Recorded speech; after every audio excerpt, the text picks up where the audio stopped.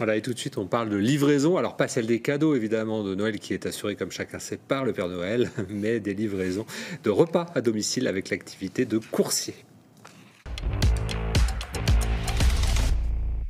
Et oui, toutes les cuisines du monde sont désormais à portée de clic. La livraison de repas, un business juteux pour de grosses entreprises comme Uber Eats ou Deliveroo, par exemple. Un dispositif qui a débarqué à Paris en 2016 et qui concerne désormais même les villes moyennes de Bretagne, comme Lorient, Morlaix, avec succès. Pourtant, les contestations ne manquent pas. Pollution sonore, exploitation des livreurs, des voix s'élèvent et des alternatives émergent. Alors, on en parle aujourd'hui avec Ludovic Ledéo. Bonjour. Bonjour. Vous êtes vice-président des Coursiers Brestois. C'est une entreprise autogérée qui s'est lancée il y a 1 an dans la ville du Ponant et qui œuvre exclusivement en vélo. Vous allez nous en dire plus. En face de vous, Bernadette Malgorn, bonjour. Bonjour.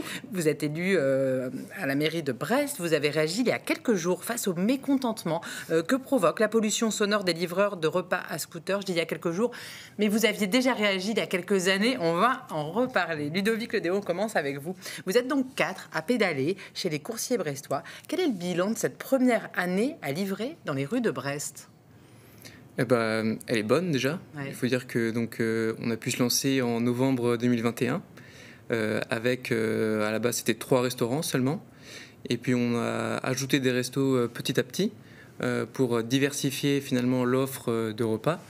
Donc aujourd'hui on propose une cuisine variée qui part de restaurateurs français, italiens, asiatiques, libanais, etc., etc. 19 restaurants, vous en voyez. 19 restaurants pour être précis, effectivement. Et on voit que l'engouement est là, les clients en tout cas sont contents et le nombre de commandes augmente de mois en mois. Donc ça va bien, mais finalement, est-ce qu'il est difficile tout de même de se faire sa place face à Uber Eats et Deliveroo ? Je cite toujours ces deux-là parce que c'est les plus connus, mais il y en a d'autres également.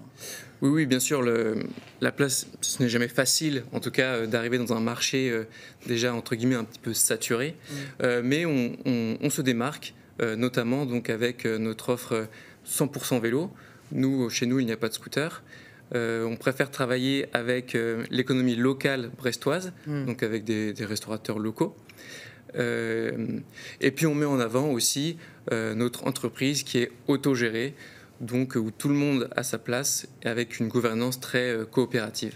Alors parmi les membres des Coursiers Brestois, d'anciens livreurs d'Uber Eats et Deliveroo, quel a été leur déclic pour arrêter leur collaboration avec ces grosses plateformes et se lancer dans l'aventure d'entreprise autogérée ? Il y a plusieurs facteurs. Le premier, ça reste économique, c'est-à-dire que ça fait à peu près 3-4 ans qu'aujourd'hui les grandes plateformes sont arrivées sur Brest et les livreurs ont observé en fait une baisse de rémunération au fil des années. Donc quand on va Alors en faire... qu'il y a de plus en plus de restaurants à livrer. Tout à Donc fait. de plus en plus d'activités, normalement. Il y a beaucoup d'activités. Alors, il faut voir, parce qu'il y a aussi beaucoup plus de livreurs. Donc en fait, ça peut... Il faut se répartir les parts du gâteau. Exactement. Bernadette Malgorn, depuis 2018, vous faites le relais de Brestois excédés par le développement des sociétés Uber Eats et Deliveroo. Qu'est-ce qui importune les Brestois exactement ? Si vous voulez, il y a des rassemblements. Alors, au départ, c'était des vélos, donc les gens étaient bienveillants. Et maintenant, c'est pratiquement plus que des scooters, qui sont d'ailleurs pas forcément électriques, donc thermiques, qui se mettent sur les trottoirs, sur les petites places, sous les arcades, avec des vapeurs d'essence qui pénètrent dans les appartements, des gens qui ne respectent souvent pas le code de la route. Il faut aller très vite, parce que comme c'est pas bien payé, plus on fait de courses, mieux c'est. Donc voilà, donc ils sont énervés. Quand on leur fait des remarques, ils insultent les gens. Il y a même eu des altercations, des personnes prises à partie. Et donc, moi, j'ai tout de suite alerté le maire, puisque je suis la responsable de l'opposition, donc je n'ai pas de responsabilité directe, sinon celle d'alerter. Et alors, qu'est-ce que vous préconisez ? Qu'est-ce que vous suggérez à la municipalité ? Bon, il n'y a pas qu'à Brest, hein. Non. Et il y a d'autres villes qui ont fait ce genre d'expérience et qui ont trouvé non pas la solution parfaite, mais des améliorations vraiment importantes. Des villes de toute tendance politique, Nantes, Montpellier, Nice, Rouen, etc. Donc, il faut déjà trouver des solutions. Il ne faut pas imiter servilement ce qui se fait ailleurs. Il faut trouver des solutions adaptées à la ville et à sa configuration, avec des côtes, avec voilà. Et il faut que toutes les parties prenantes disent leur mot. À la fois les riverains mécontents, dont je me suis fait l'écho, ça c'est clair au départ, mais je suis aussi allé voir les commerçants et les restaurateurs. Il faut mettre toutes les parties prenantes autour de la C'est quoi table. la solution Non, mais je ne vais pas l'inventer moi-même. J'ai des idées. Okay. J'ai des idées. Par exemple, il y a le maire qui a des pouvoirs en termes de réglementation du stationnement. Interdire, par exemple, le centre-ville à des véhicules motorisés. Les parties, en tout cas, oui, les parties piétonnes, en tout cas. Alors, c'est une solution écologique, mais pour vous, qui pourrait s'appliquer là. Non, mais vous savez, moi, j'ai des sentiments écologiques depuis toujours. Mais je veux dire, à Paris, c'est donc les zones à faible émission, c'est à la base. Alors, il y a cette histoire des zones à faible émission, mais pour Brest, ça n'est qu'en 2025, l'obligation. Il faut commencer à y réfléchir, mais il ne faut pas attendre d'avoir fini les réflexions sur les zones à faible émission pour trouver tout de suite des solutions. Par exemple, il y a des zones blanches. Bon, M. Cuyante dit qu'il a discuté avec Uber Eats pour avoir des zones blanches. Des zones où il n'y aurait pas de circulation de scooters ? Non, où Uber Eats ne permet pas de capter. Mais ce qui s'est passé, c'est que ça a bougé. C'est-à-dire, c'est passé, rue Victor Hugo, Jaurès, Liberté, 2e DB, etc. Bon. Il faut qu'il y ait des emplacements réservés pour ces deux roues, pas trop loin évidemment des restaurants ou des commerces, mais ça, c'est pas moi qui vais le définir.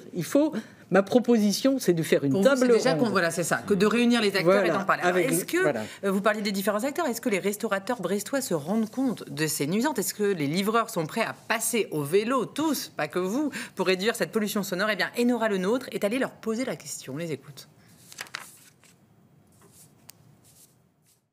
Alors, c'est vrai que j'étais pas au courant. Après, ça m'étonne pas.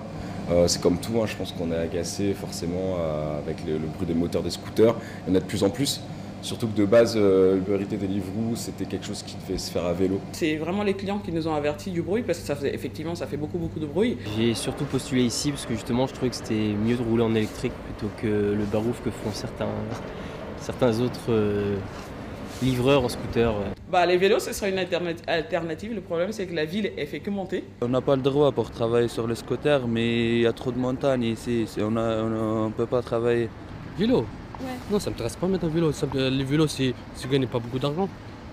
Les vélos, c'est gagner pas beaucoup d'argent, nous disent livreurs. Alors, est-ce que c'est peu rentable ? Est-ce que le vélo peut finalement réellement rivaliser face au scooter ? Oui, il le peut. Après, c'est une question de répartition finalement des sommes. C'est-à-dire que Uber Eats prend quand même une très grosse partie du gain. Et finalement, il en reste peu pour les livreurs Uber Eats ou Deliveroo ou quelle que soit la plateforme. Donc finalement, il faut être rapide pour pouvoir espérer quand même gagner un peu d'argent. Est-ce qu'il ne faudrait pas deux taxations ? Parce qu'il y a de la taxation sur place ou emportée quand on achète un repas. Pourquoi il n'y aurait pas les taxations à vélo et à scooter ? Non, moi, je pense que ce qui est plus intéressant, c'est de trouver des alternatives aux grandes plateformes. Et une initiative comme les coursiers brestois, je pense qu'elle est de nature à secouer un petit peu le marché local, mais il faut bien voir qu'ils ont quand même à trouver un équilibre économique.